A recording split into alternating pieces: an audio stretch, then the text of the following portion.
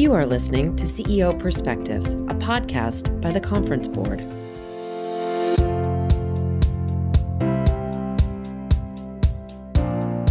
I'm delighted to welcome Michael Fraccaro, the Chief People Officer at Mastercard, to this next session. Thank you, Michael.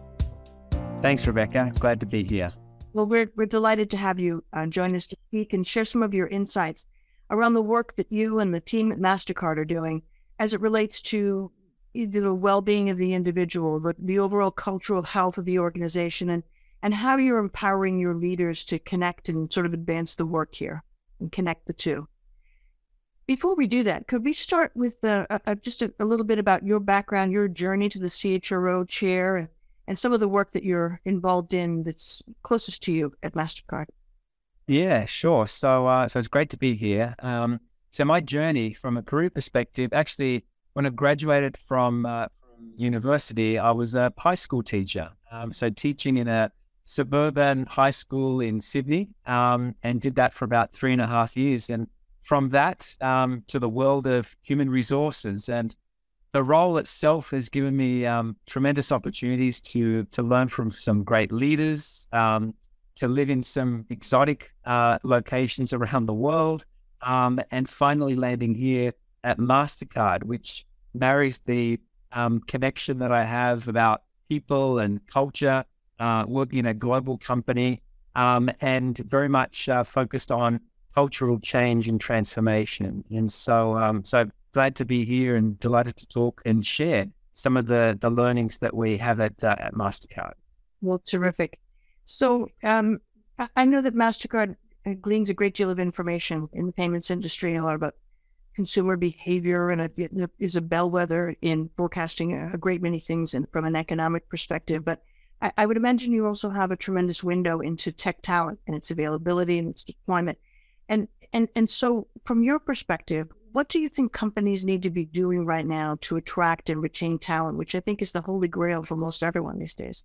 It is, and it has been for a long time, and certainly the last couple of years as well, in particular post the pandemic. So let me just frame a couple of the trends that we're seeing, and obviously linking it back to the whole attraction and retention of talent. So firstly, there's no surprise that clearly is a global slowdown in job openings, and particularly in the tech sector.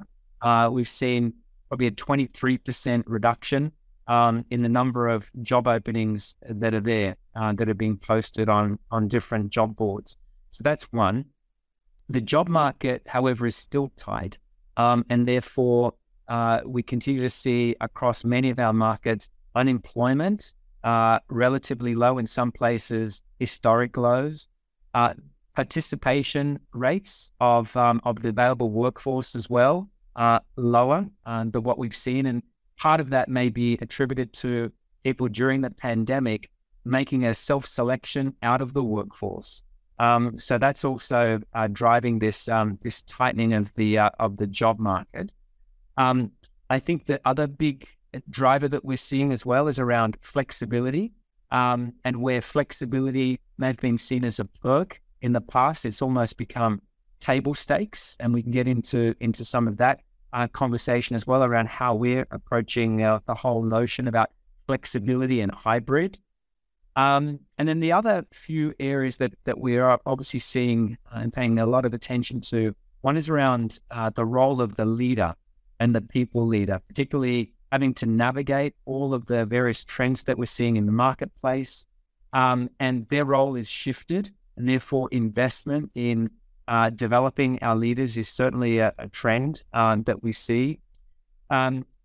Digital transformation continues to be an area of focus, and particularly the discussions and obviously a lot of focus around generative artificial intelligence and what that can mean, both from a privacy perspective, but also from a productivity perspective.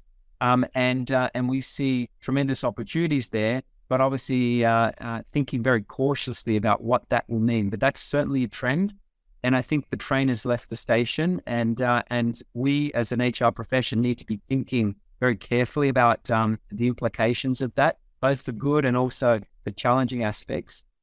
And then the final trend is really around sustainability, and sustainability in the broad sense, whether it's to do with climate change, whether it's workforce sustainability from a skill development, and more importantly, this whole notion about well-being is a really important part. So when you bundle all of those things together, Rebecca, in terms of attracting and retaining talent, I think all of us within the HR community have to be very aware of what these trends are, what it means from a value proposition to our employees, either to retain or attract, and to a large extent, integrate these particular themes into both the business strategy and the people strategy. So that's how we're viewing these particular trends, and some of the things that I'll share a little later really touch on some of these trends that we're just talking about. Yeah, I think it's fair to say that these last few years have had more than a minimal impact, and that virtually everything that we used to think about in terms of strategic workforce planning, or perhaps total rewards, or the development of people, or the advent of change and its acceptance rate by people, it's a different ballgame now. And I share your view that there's a great deal of emphasis that should be placed on well-being. I know we'll talk about that in a little bit, but I think we have to be very thoughtful about what we ask of employees. And unlike, let's say, corporate athletes, and that's what they are really, not like regular athletes where you train and then you perform and then you rest. Well, no, there's really no rest. And so, if we're not really careful, we could be looking at the precipice of a real mental health tsunami if we're not very, very careful, I think. Absolutely. Definitely. Well, maybe on that well-being point, I think we've always cared about that and always trying to have workplaces that perhaps spoke to supporting people through, sometimes very stressful jobs. But during this pandemic, social unrest, and all the great things that have happened in the last few years, which, how many 100-year events can you take in a couple of years? But that's what we've had. And so when you think about well-being now through the lens of what we've just collectively been through, either here in the United States or certainly globally, what are the elements of well-being that you think rise to the forefront that CHROs like yourself should be thinking about?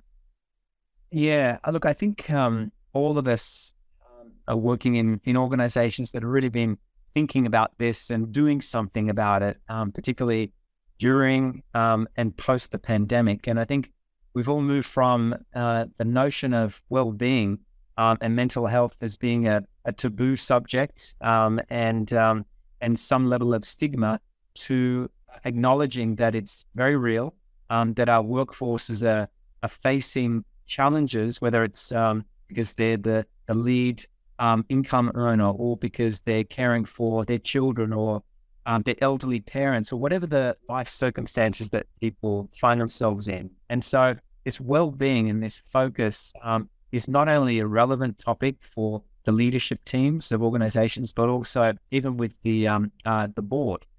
And I think that the linkage that HR have been able to make is between well-being and performance and productivity. I think that's sort of the real connecting point. And I think we all understand that when you have a level of ability to manage your own personal wellness, it will drive to better performance. And also, if we think about culture, it also drives a high-performing culture if it's managed in the right way. So I think that's a really important point to start off with.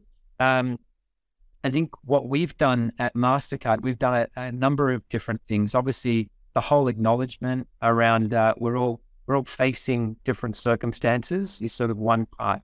And one of the early initiatives that we did at Mastercard was allowing individuals to share their stories.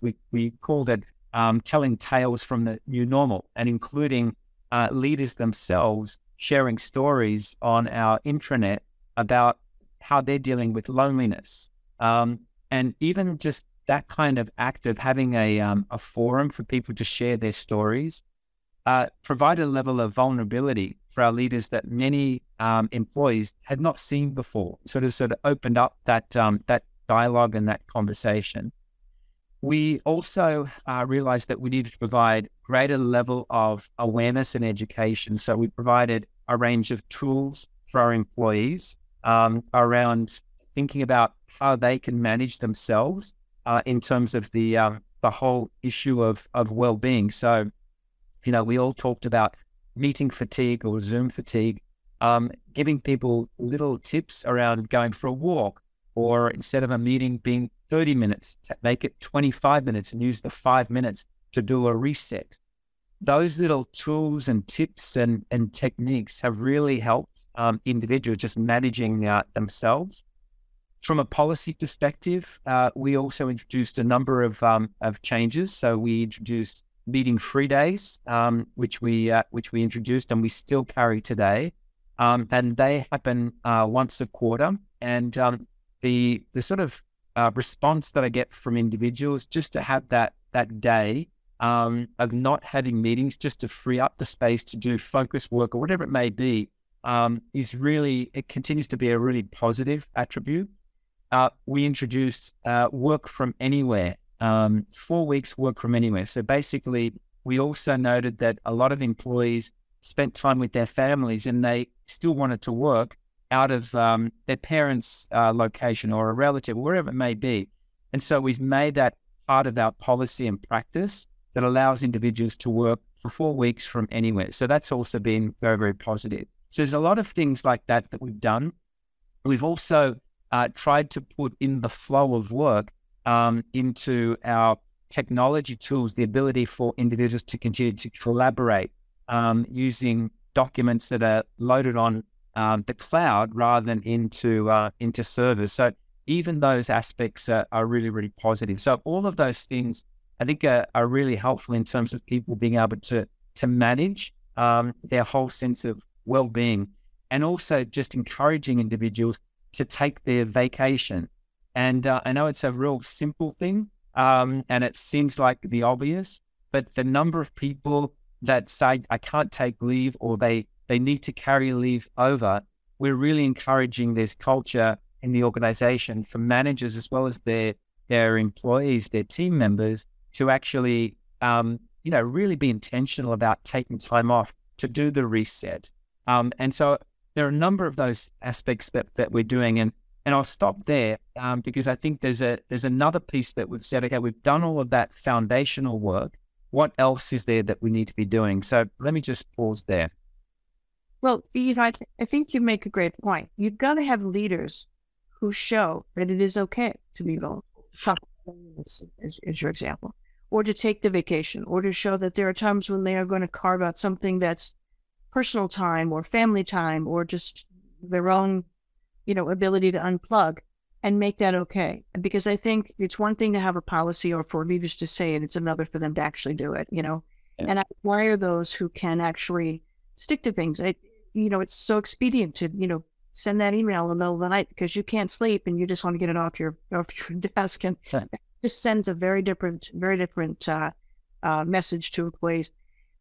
Michael, if you think about the facets of well-being, and certainly flexibility is one of them. I love the concept of working from anywhere and making that okay to do and encouraged to do. What a gift that is for many people, I would imagine. Are there other elements of well-being that you wanted to highlight? Yeah, so two aspects. One is around flexibility. So I know there's still discussions about, is our company a company that mandates people must come back into the office for a certain number of days, or what our approach is. Our approach has been very much grounded on our culture of trust and principles, and very much purpose-driven approach to work. And so we set out about 6 weeks ago for all of our employees to work with their leaders to develop these team agreements and to ensure that each team comes back to the office for moments that matter. That's sort of the way that we framed it, and we're learning a lot from that and some best practice in terms of how teams are able to work in this kind of hybrid way. So that's sort of one aspect. And I think from a well-being perspective, this whole notion about purpose-driven work and flexibility is certainly a really positive that we're seeing. So that's sort of one aspect. But notwithstanding a lot of the initiatives, we have seen the number of cases increasing in terms of people that are really struggling or dealing with well-being issues, not only themselves, but also potentially they're observing it in their co-workers, or there may be some things that are happening in the individual's private lives. And clearly there are certain boundaries that we can't get into. But one of the things, Rebecca, that we did just a few weeks ago, part of my team have gone into this, what we call mental well-being champions training. It's like, think of it like a first responders training. Yes. You had mentioned that the first time we chatted about this. I thought that was such an interesting way to frame this. Yeah. So what it is, in a nutshell, is essentially a 12-hour certification program. So we're partnering with an external firm. The individuals that provide the training are all trained and qualified clinicians. And essentially what they're doing is enabling my team to have a deeper assessment and analysis and diagnosis skills of observing, not diagnosing what the condition is, but observing behaviors that may be uncharacteristic of the individual or within a particular work environment, with the view of being able to ask the right questions and recommending or referring the individual to some of the associations or professional bodies that we work with, medical practitioners and so forth that we have. And this whole notion about the first responder is that our aim is to train more about human resources function in this particular skill set. We're also embedding it into some of our people leader training. So it's like a 1-hour module, so the people leaders become equipped to be able to see patterns. And then we're also looking at having almost self-help for all our employees as well. And we're thinking about all of this as we get into Mental Health Awareness Month in May of doing more and more on these particular things, but really, again, elevating the conversation. But we saw a real need, Rebecca, and we felt that our team needed this next level of development. And we've been partnering, as I said, with an external firm. We have a chief medical officer that we have as part of the HR team as well. And she also has had to, increase her skills and awareness in this particular topic, because it's a very, very specialized area.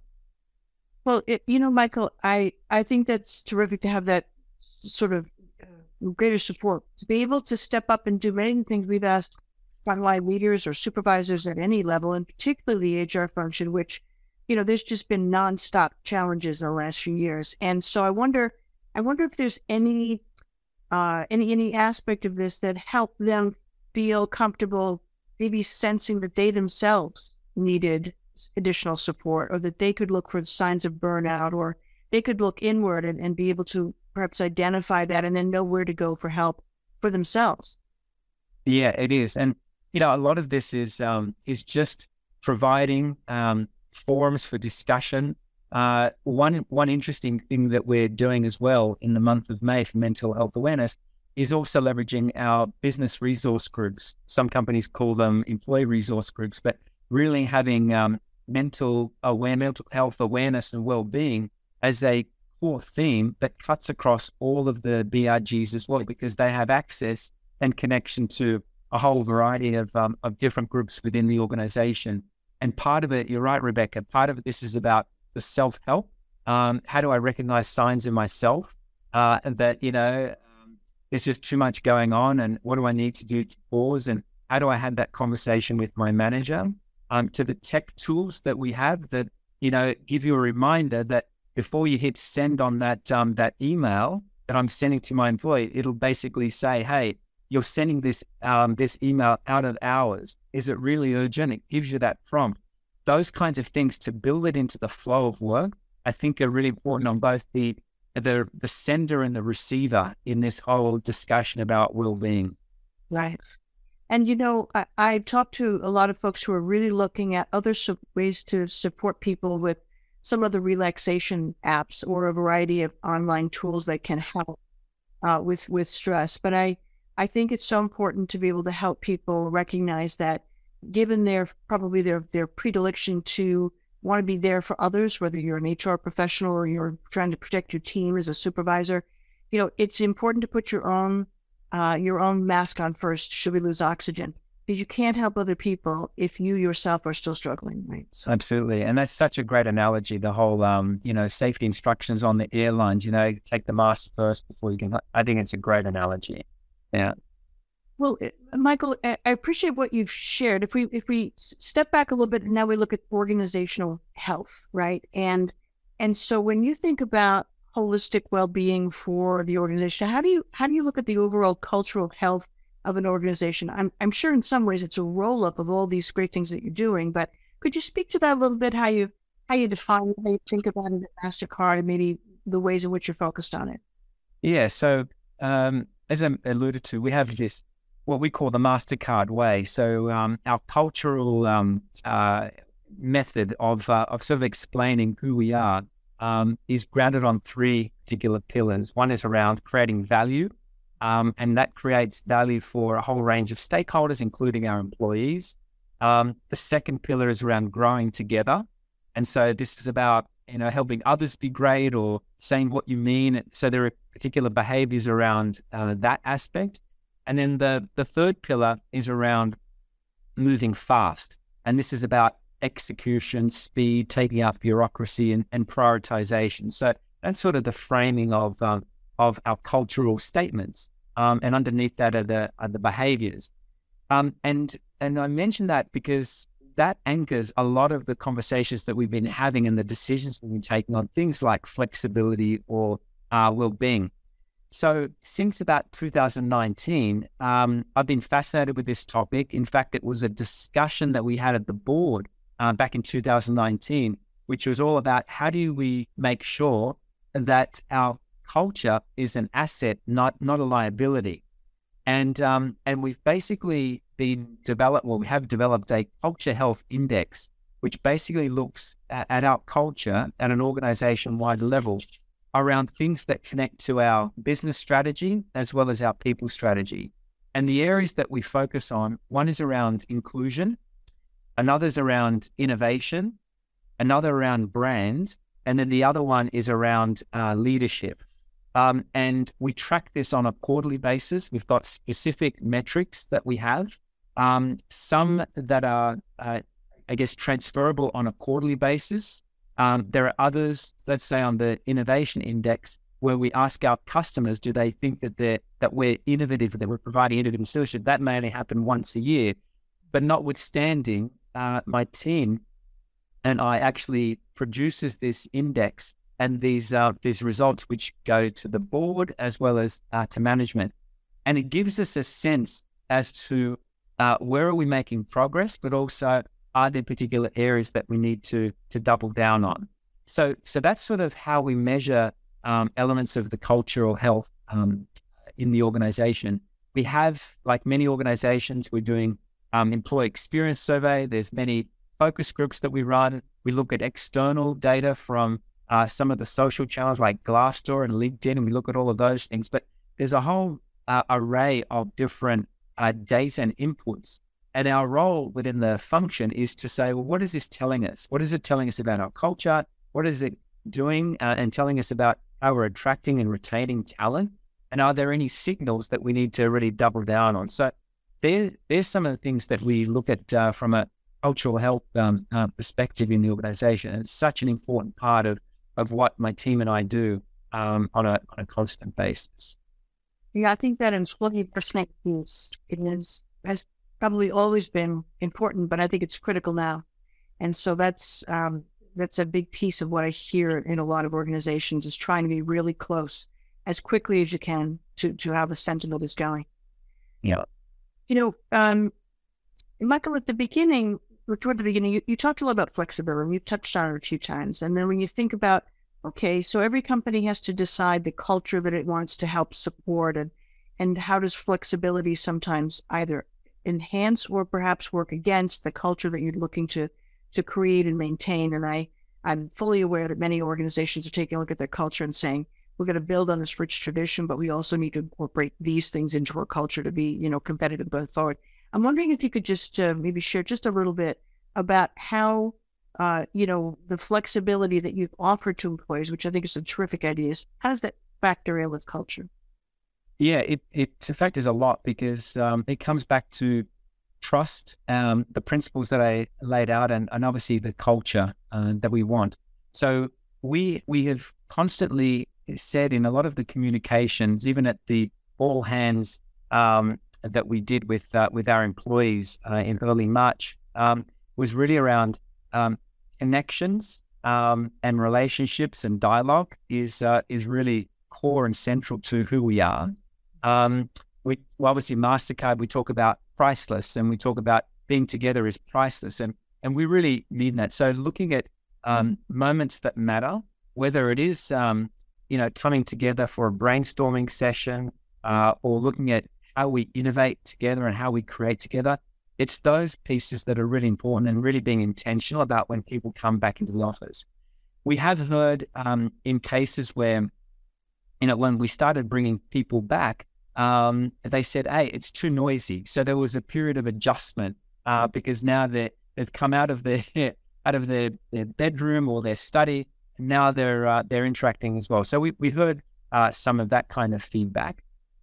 We also heard as well, we saw around the energy that's created by people interacting with each other. And in many cases, there are new team members that have been recruited during the pandemic, and for the first time they're seeing, and they're building those dialogues and those connections. So there are all of these factors that we're seeing, and that we continue to believe this hybrid model is really working for us, and we're looking at some metrics and measures around what is the impact that this has on the culture, as you said, and then some of the other metrics that we're looking at from a productivity measure.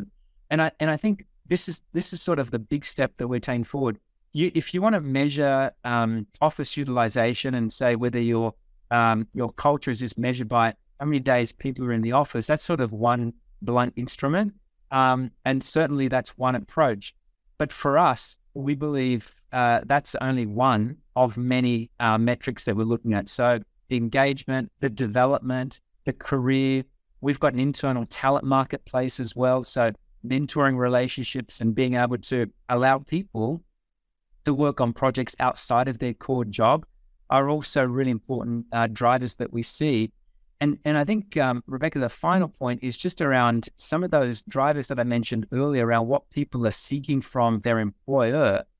It is a two-way street. So the focus on well-being, flexibility, and career development are really important anchors that as we look at this whole flexibility.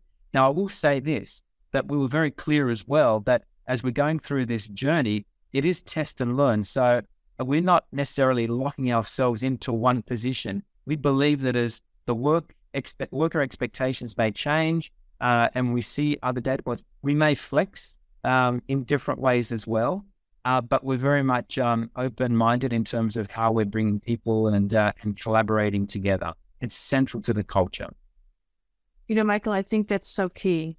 Simply bringing people back to the workplace is not a panacea, but there's so many great reasons why you'd want to do that. As you mentioned, some people who are earlier in career, perhaps, they need to understand what they've done, what the world of work looks like writ large.